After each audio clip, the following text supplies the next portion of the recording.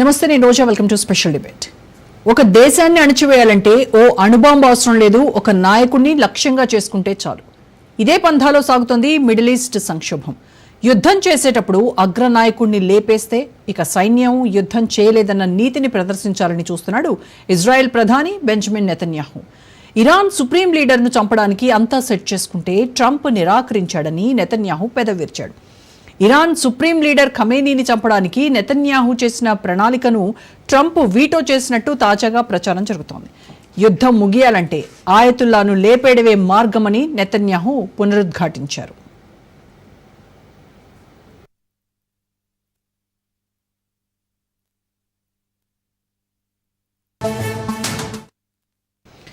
Israel Iran వివాదం 4వ రోజుకు చేరుకోగా ఒకరిపై ఒకరు క్షిపణుల వర్షం కురిపించుకుంటున్నారు. పౌరులను లక్ష్యంగా చేసుకుంటున్నారు. పరిస్థితి అదుపు తప్పిందని విశ్లేషకులు భయపడుతున్నారు. సుప్రీం నాయకుడిని చంపాలనే ఇజ్రాయెల్ ప్రణాళిక వల్ల పెద్దగా నష్టం జరగదంటాడు నెతన్యాహు. ఇరాన్ శాశ్వత యుద్ధం ఇరాన్ కోరుకుంటుందని, అణుయుద్ధం అంచుకు తీసుకువెళ్లాలని చూస్తోందని ఆయన విమర్శించాడు. తాము ఇరాన్పై చేస్తోంది దురాక్రమణకు ముగింపు అంటూ నామబలుకుతున్నాడు. దుష్ట శక్తులను ఎదిరించడం మాత్రమే తాము చేస్తున్నామంటున్నాడు. మరోవైపు నెతన్యాహు అన్నంత పని చేస్తాడని, ఇరాన్ సుప్రీం నాయకుడు ఆయతుల్లా అలీ ఖమేనీ మొత్తం కుటుంబాన్ని సురక్షితమైన ప్రదేశానికి తరలించారు. ఇరాన్లోని ఒక తెలియని ప్రాంతంలో ఉన్న బంకర్లో Iran Islamic revolutionary guard corps supreme నాయకుడిని కాపాడుతున్నాయి.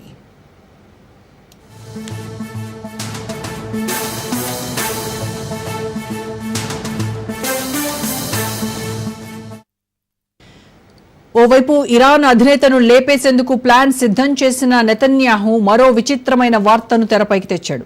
అమెరికా అధ్యక్షుడు ట్రంప్ను లేపేయాలని ఇరాన్ చూస్తోందంటూ బాంబు పేల్చాడు. ఇరాన్కు ట్రంప్ ఎనిమీ నెంబర్ 1 కావడం వల్లనే టార్గెట్ అయ్యాడన్నాడు. అమెరికా అధ్యక్షుడిని ఇరాన్ 2 సార్లు హత్య చేయడానికి ప్రయత్నించిందని ఆరోపించాడు.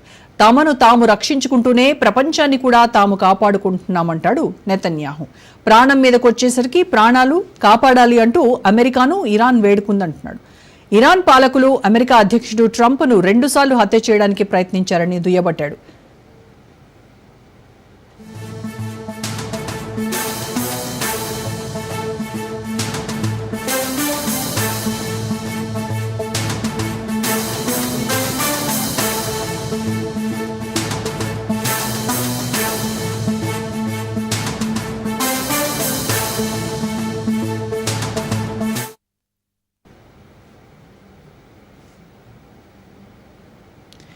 బీరుట్లో 241 మంది అమెరికా మెరైన్లను ఇరాన్ మూకలు చంపాయని, ఆఫ్ఘనిస్తాన్, ఇరాక్లో వేలాది మంది అమెరికన్ సైనికులను ఇరాన్ చంపడం లేదంటే గాయపరచడం చేసిందన్నాడు. అలాగే అమెరికాలోని రెస్టారెంట్పై బాంబు దాడి చేయడానికి ప్రయత్నించి అమెరికన్లకు చావు హెచ్చరికలు పంపారన్నాడు. అమెరికా జెండాను తగలబెట్టి విధ్వంసం సృష్టించారన్నాడు. ఇలాంటి వ్యక్తులు అణ్వాయుధాలతో మీ నగరాలను ధ్వంసం చేయాలనుకుంటే చూస్తూ ఊరుకోవాలా అని నెతన్యాహు ప్రశ్నించాడు. అయితే ట్రంప్పై హత్యాయత్నం నేరుగా ఇరాన్ నుండి జరిగాయని మీకు ఏదైనా సమాచారం ఉందా అన్న ప్రశ్నకు తనకు సమాచారం ఉంది అని బదులిచ్చాడు. ఇరాన్కు ట్రంప్ నెంబర్ 1 శత్రువు అని, తనను కూడా చంపాలని ప్రయత్నించిందన్నాడు. తనను అందరూ ట్రంప్ జూనియర్ భాగస్వామి అంటున్నారంటూ నెతన్యాహు చెప్పుకుంటున్నాడు. ఇరాన్ అణ్వాయుధాలతో ప్రపంచానికి చేటు అన్న విశ్వాసంతోనే తాము ఆ దేశంపై దాడి చేశామన్నాడు. దీనికి సంబంధించి పూర్తి విశ్లేషణ అందించడానికి